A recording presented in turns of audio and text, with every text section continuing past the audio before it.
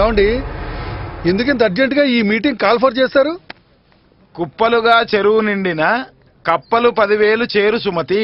అంటే వర్షాలు బాగా పడి చెరువులు నిండితే కప్పలు చేరుతాయి. కరెక్టే సార్.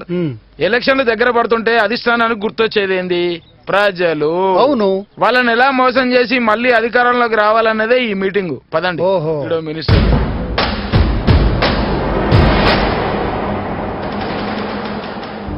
మీ అందరికీ తెలిసిన విషయమే, ఎలక్షన్లు దగ్గర పడుతున్నాయి. ఇంతవరకు మన ఎజెండా ఏమిటో, మేనిఫెస్టో ఏంటో నిర్ణయించలేదు. దానికోసమే మీ అందరినీ ఇక్కడ సమావేశపరిచాను. మేనిఫెస్టో గురించి మనం భయపడాల్సింది ఏమీ లేదు సార్. 10 సంవత్సరాల క్రితం ఎలక్షన్ లో ఒక మేనిఫెస్టోతో మనం ప్రజల్లోకి వెళ్ళాం.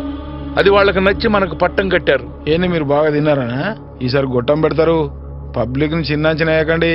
మనం ప్రభుత్వాన్ని ఏర్పాటు చేసి ఆ మేనిఫెస్టోని ఇంప్లిమెంట్ చేశాం. చేయబట్టే కదా కోట్లు నింపుకున్నారు. మన పార్టీ పేరులోనే ఉంది ప్రగతి పథం. అభివృద్ధి పథకాలే ముఖ్యోద్దేశంగా మన రాష్ట్రాన్ని ముందుకు తీసుకెళ్తున్నాం. వీళ్ళు అభివృద్ధి చెంది రాష్ట్రం అభివృద్ధి చెందింది అనుకుంటారు. అంతేనంటావా? ఇంటెలిజెన్స్ రిపోర్ట్స్ కూడా ఈసారి మన పార్టీయే మంచి మెజారిటీతో నెగ్గుతుందని వస్తున్నాయి. Correct sir. అవును, మనం ప్రజలకు అందించిన అభివృద్ధి పథకాలే మన పార్టీ గెలుపు కారణమవబోతున్నాయి. అవును సార్. ప్రజలు ఇంకా మనల్ని నమ్ముతున్నారంటే మనం పెట్టిన అభివృద్ధి పథకాలు వాళ్ళకి నచ్చాయనే అర్థం. కాబట్టి మేనిఫెస్టో మార్చాల్సిన అవసరమే లేదు. వీడికి బాగా వర్కౌట్ అయినట్టున్నది. అలా అనుకోకండి సార్. ఎందుకంటే ప్రజలు ఎప్పుడు మార్పునే కోరుకుంటారు. అందుకని నా అభిప్రాయం ఏమిటంటే మన మేనిఫెస్టోలో ఇంకా 1-2 అభివృద్ధి పథకాలని చేరిస్తే మంచిదని నా అభిప్రాయం. సర్వే రిపోర్ట్లు వాళ్లకు 25 సీట్లు వస్తాయని చెబుతున్నాయి కదా. మీరు అన్నట్టుగా ఆ కొత్త పథకాలు 2 చేరిస్తే వాళ్ళకి ఆ సీట్లు కూడా రావు. అవును సార్, సీఎం గారు చెప్పిందే కరెక్ట్ అనిపిస్తుంది. అవును, మాకు అదే కరెక్ట్ అనిపిస్తోంది. అలాగే చేద్దామండి. కానీ మన అపోజిషన్ ఎమ్మెల్యే నాయక్ గారి కొడుకు మీరందరూ వినే ఉంటారు, చైతన్య అని. అతనిప్పుడు యూత్ లీడర్ అయ్యాడు. కొత్త శ్లోకంతో ప్రజల్లోకి వెళ్తున్నాడు. ఓటరే దేవుడు, దేవుడే ఓటరు అని. ప్రజలు కూడా దానికి చైతన్యవంతులవుతున్నారని మనకి ఇన్ఫర్మేషన్ కూడా వచ్చింది. దీని ప్రకారం రేపు ఓటింగ్ శాతం పెరిగి ఆ పెరిగిన ఓట్లన్నీ మనకి అగెనిస్ట్ గా పడితే మన పార్టీ పొజిషన్ ఏమిటి అనేది నాకు భయంగా ఉంది. భయం ఎందుకు? ఇక అదోగదే సార్, వాడు గురించా మీ ఆలోచన? వాడెంత సార్ నలకలాంటోడు, ఇలా లేపేస్తా. నలక ఒంటి మీద పడితే పర్వాలేదు, దులుపుకోవచ్చు. అదే కంట్లో పడిందనుకో చెప్పక్కర్లేదనుకుంటా. కొంచెం దూకుడు తగ్గించు.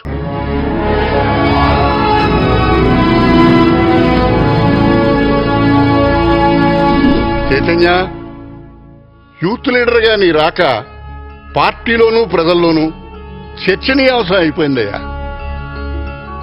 అసలే మన పార్టీ విశ్వాసం కోల్పోతున్న ఈ రోజుల్లో నిన్ను మీ నాన్న యూత్ లీడర్ గా చేయమన్నప్పుడు ఎంతో ఆలోచించాను.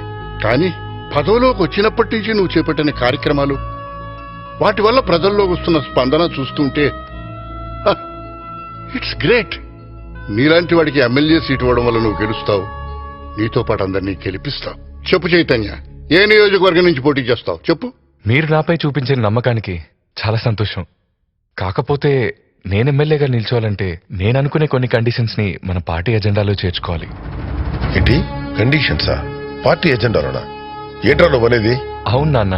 రై, పార్టీలో ఎంతో మంది సీనియర్స్ ఉన్నప్పుడు మధ్యలో నీ పెత్తనం ఏంట్రా? నోరు మూసుకుని అధ్యక్షులు చెప్పినట్టు చేయి. నేను చెప్పింది వింటే బలహీనపడిన మన పార్టీ ప్రజల్లో మరింత బలం పుంజుకోవడానికి అవకాశం ఉంటుందని నా నమ్మకం. ఏమిటో చెప్పు సార్. నేను చెప్పాలనుకుంది ఏంది అధ్యక్ష, ఆ పిల్లగా చెప్పేదండి మేము వినేదేంటి? పెన్నానది డ్యామ్ గురించా? ఇక్కడ ఉన్న పార్టీ సీనియర్ నాయకుల అనుభవం లేదు అతని వయసు. ఇలాంటి మీటింగ్లు పెట్టి మమ్మల్ని అవమానపరచడే కాకుండా మా టైం అంతా వేస్ట్ చేస్తున్నారుగా. పార్టీ అంటే మనం ఓడినా గెలిచినా మనమే బాధ్యత వహించాలి. 10 సంవత్సరాలుగా ఆ పొజిషన్లో ఉన్నాం, నానాడికి దిగజారుతున్నాం. పోనీ ఎలక్షన్లో గెలవాలంటే ఏం చేయాలో మీరే చెప్పండి.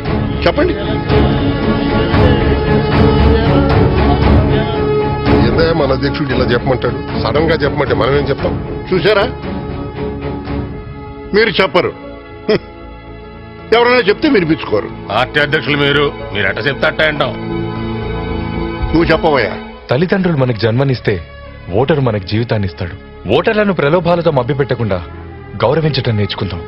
మన నిజాయితీని చాటి చెప్తూ ఓటు విలువ గురించి వివరిస్తూ ఓటర్ బాధ్యతని గుర్తు చేద్దాం. చాలే ఆపోయా. ఎలక్షన్ లో ఓటర్ కి డబ్బు పంచకూడదా, మందు పోయకూడదా? పొద్దున్న లేస్తే ఉప్పు పప్పు జనానికి ఎంత అవసరమో ఎలక్షన్లు వచ్చినప్పుడు డబ్బు మందు కూడా అంతే అవసరం. ఇదిగో ఎన్నికలప్పుడు ఓటర్లకే కొత్త పెళ్లి కొడుకు మర్యాదలు చేసినట్టు చేయకుంటే కూతుర్ని పుట్టింటికి పంపించినట్టు మనల్ని కూడా పంపిస్తారు. ఎన్నికలప్పుడు ఓటరుకు మంచి చెడు లాంటివయ్యా మందు డబ్బు. ఇంకా ఏందే కూర్చున్నారో? లేండి లేండి, ఇక్కడే విందు భోజనాలు పెట్టడంలా. మరి ఇంకా సూత్రం లేకనే ఇదిగో, కూర్చోండయ్యా, కూర్చోండి. చైతన్య చెప్పారు కదా, వినండి అయ్యా. అతను చెప్పేది వినడం కంటే పార్టీ నుంచి బయటకు వెళ్ళిపోవడం మీరేనా పని చెట్లా? ఆ సంగతి అయితే మీరే నిర్ణయించుకోండి.